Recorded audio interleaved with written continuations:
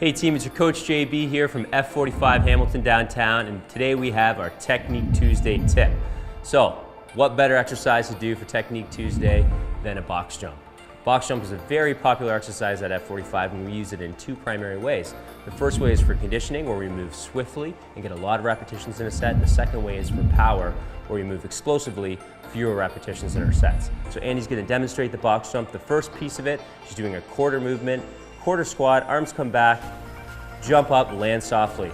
The key to landing softly is landing on the full surface of the foot and moving the knees slightly outward so that she's not letting her knees come in.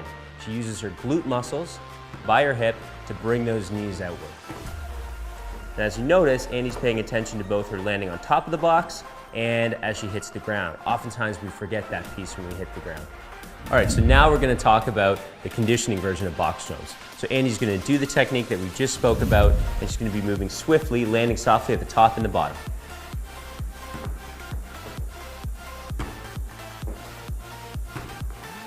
Notice as Andy's jumping, she's keeping her knees to the outside, she's landing softly, and she's using her arms all throughout. All right, now let's have a look at the power version of the box jump. So Andy's going to get a little deeper, a bit more arm swing, sucking those knees way up so that she can get all the way on top of the box. She's putting all of her focus in the jumping component, walking off the box safely to make sure her ankles are okay. By recollecting herself and only doing a handful of these movements in a set, Andy's really leveraging her fast twitch muscle fibers, which is a muscle fiber type that's often hard to get to. So this type of power movement is important for growing those muscle fibers and the whole muscle as a whole. There's so much going on in the box jump, and sometimes we see some common mistakes. So here's two of them that we see. The first one is letting the hips travel way below 90 degrees when landing on the box.